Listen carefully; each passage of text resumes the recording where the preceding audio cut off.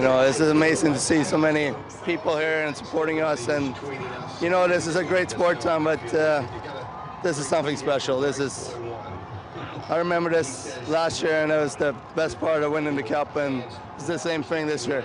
Only one team gets to do this. How special is that? No, obviously that's huge, and we want it back to back. And with this group we have here, we believed in ourselves, and we've been celebrating here for a few days, and we're gonna keep going. How many autographs have you signed so far? No, not too many. I'm gonna go on down here to the fans here and sign a few. Carter Rowney looked like he was having a good time. Who do you think is having the best time out of you guys? I think we all have a good time, but for sure, probably one of the younger guys, Guentzel, I would say, who came up and played great for us. And you know, he's 23 years old and scored how many goals, and you know, that's good for him. You guys have had so much support all season long, but to see everyone come out and support you guys here today, it's such a special day. What is that like? No, this is something you're never gonna forget. This is crazy to see all these people coming here for us, and we've been having support all year, but this is for sure the craziest I've ever seen it. Either who's going to be the first guy to say, let's do this again next year? No, we're all gonna do it. We're all gonna say it. Did it sink in that you scored the game winner yet? Yeah, a little bit. That was a big moment for me, at least in Nashville, and score that goal, and you know, to win this Cup, that's a special moment for sure. Patrick, in Sweden, how big a day in Sweden when the 2 goals in the championship game were both scored by Swedes? Yeah, I'm so glad for Hagi when he scored that second goal there. That get a little emotional, but that was great. So thank you. Thanks, guys. All right, that was Patrick Hornquist, one of the stars of Game 6 in Nashville. Bob, Ken? All right, Rich, yeah, how about that? Number 72 in a row, Stanley Cup champion, and he was not 100% anywhere close to that. But getting back, Ken, you talked about, you know, the thing you remember about Chris Letang, he missed half the season.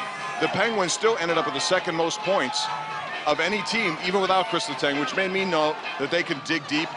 You know, the path was somewhat of a concern when you had to go through Columbus and Washington right off the bat, but they did, and they just steamrolled after that. And when you think about their other defensemen, the rest of the way they were combined plus 32 without Chris Letang. They also lost Schultz for a while. They had injuries. How about your starting goaltender is not available for the first 2 series? Yeah. And so Marc-Andre Fleury has to be the man to come in, which is just, again, cemented his legacy here in Pittsburgh. And how many of us second-guessed Mike Sullivan when it came to who to play, Fleury or Murray, you know, after the Ottawa series? And he never second-guessed himself, though. He was a committed man to Matt Murray, yeah. Mike Sullivan, and really there was no bad choice there. It was a luxury. Not you looked at the the Nashville situation. They had to go with UC Saros when Rinne was yanked, and he's nowhere near what Marc-Andre Fleury is. It was a great luxury, and again, one of the best trades that was never made by Jim Rutherford, right? Because there were people saying trade Fleury, get something for him. He wanted to win a cup now, and that was the primary concern. So we have 5 Penguins players here today who have won 3 Stanley Cups: Crosby, Malkin, Kunitz, Fleury, and Letang.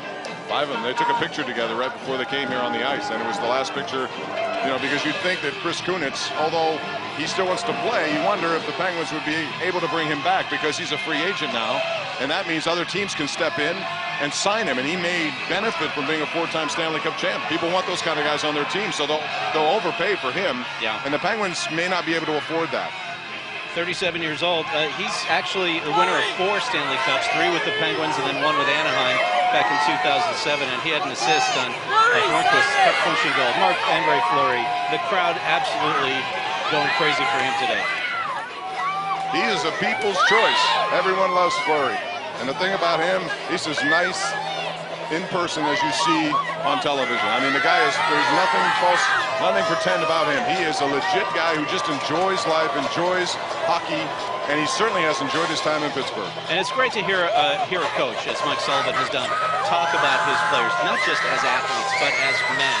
He speaks so highly of Crosby and Malkin and Fleury, just the kind of character he brings to this, the amazing spirit, the amazing ability to not lose his cool when he sees himself replaced in the starting lineup by Matt Murray, to be a mentor to Matt Murray, a friend to Matt Murray, to encourage him.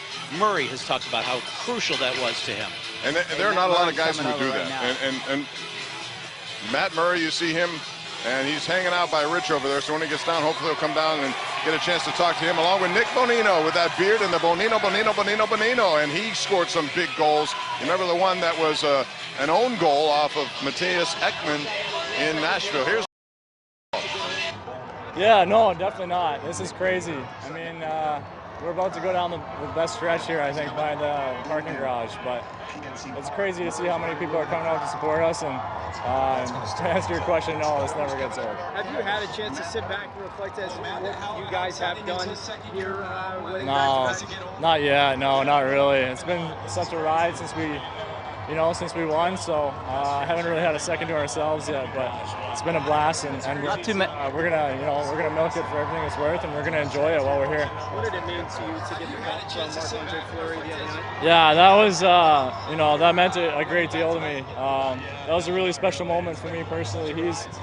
He was such a mentor for me ever since I got here, and I should have got the cup almost dead last with my rank being so low. So he felt the need to do that, and it's just such a kind gesture. And again, it meant so much to me. I saw the video and pictures from Sid's house the other night. Who's having the most fun?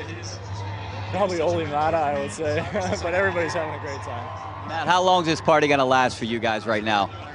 Well, all summer for sure, but here in Pittsburgh, we're going to be around for the next week probably, and then, but the party never stops. You get the day with the cup at home, and that's always a good time, and then you just keep going from there. It's a fun summer. Has it sunk in that you're a rookie and you have 2 cups already? Yeah, that's a technicality more than anything, but it's nice. It's nice to win the cup back-to-back. I feel so honored to be a part of this team. Matt, what are you going to do the day that you get to take the cup with you?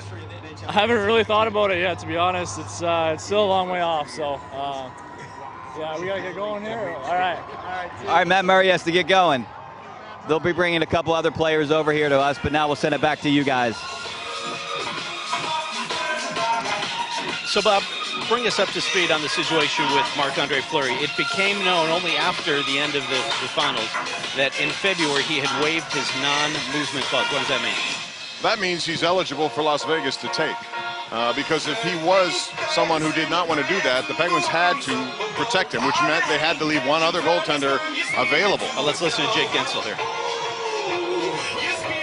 This happens when you win. I mean, you're all happy. Is this everything you expected it would be? And beyond. I mean, you don't know what to expect, and the fans here, it's just crazy to see because you don't know what to expect. Only one team gets to do this. How special is that for you? It's an unbelievable feeling. I mean, to do this with the fans, it's special, and obviously we're going to enjoy it. In your wildest dreams, could you ever imagine to be called up your rookie year and then do this? No, you don't expect this at all, and obviously it was a great year, but enjoy it now. You're going to get the cup for a day. Have you thought about what you're going to do with it? Back to Minnesota! All right, thanks a lot, Jake. Trivia on Jake Guentzel. He was a stick boy for the University of Minnesota when Phil Kessel played for the University of Minnesota. And his dad is a coach. His dad, had a big role in his life. And I still remember when he scored his first NHL goal, the whole family was there. And after he scored it, just in his first NHL game, they were up there, and it was amazing. It was trending on Twitter, the reaction of the family. So when you're the son of a coach, I think you have an edge. And I think this kid has an instinctive edge. He knows where to go. He is well schooled on hockey. And he was outstanding in college, down in the minors, and when he got the call up here, hasn't lost a beat. So many great storylines to this playoff run, but I don't know that there's anything better than Jake Guentzel's story, leading the. I mean, he ripped up records set by Joey Mullen and all the best, Dino Ciccarelli, prominent Americans, and people who've had records that go long into history. And there's Phil Kessel. How about him? He left Toronto, did not have a very good relationship with the media there. It was cantankerous. He was, I think, misunderstood. The one thing that I loved about the Penguins going after Phil Kessel is that when they brought him here, Jim Rutherford knew that he was not going to be the centerpiece of attention. In Toronto, and that's the mecca for hockey up there, and they've struggled to try to get playoff teams for many, many years. The pressure was on 81. He's just not comfortable in that role. He was very comfortable here when he didn't have to be the guy everybody went to after games, win, loser, whatever. And Crosby, Malkin, they took that away from him, and he is relaxed. And boy, is he a big game player. And you know, you bring in a big name like that, you really don't know what the chemistry is going to be like. But these guys seem to be just crazy about him as a teammate. Oh, they love him because he has a great personality. He's one of those guys, when you look at him, Ken, you never think he'd be. How about he has played in the last 2 years every single game. Iron Man. The only one. Yeah. Phil Kessel, but when you see him, you think, no, he can't be a hockey player. Yeah. But he knows how to play. He's one of those guys who loves the game, kept himself in great shape, and big goals, especially last year. He had some big ones this year as well. The one in Ottawa, the only goal of that game that won it for the Penguins, but just a tremendous guy, and he's also signed for many years. So again, they return a healthy core of people here when you think about it, with Crosby and Malkin and Letang and Kessel. They're all signed, sealed. Those young guys are pretty much under contract, so the Penguins will make some changes. And where is Mike Sullivan, the man who made it all possible by coming here?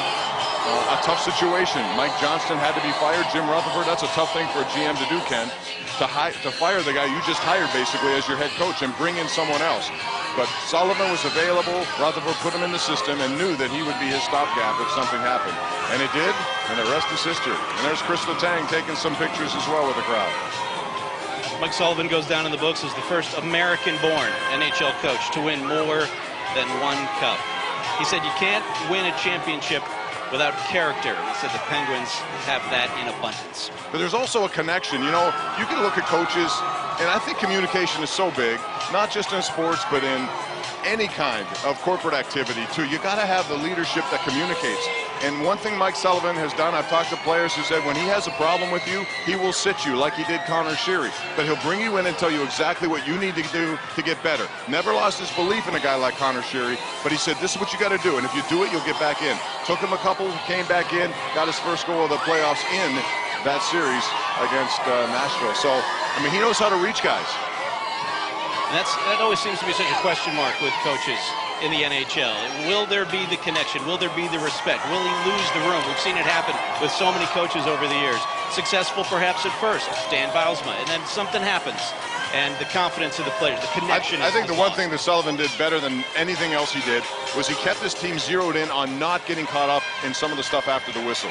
In the past, they've been undisciplined. They've taken stupid penalties, which resulted in, you remember 2012, the series against the Flyers, where every game had 15 goals in it because there were too many power plays, and they gave chances away.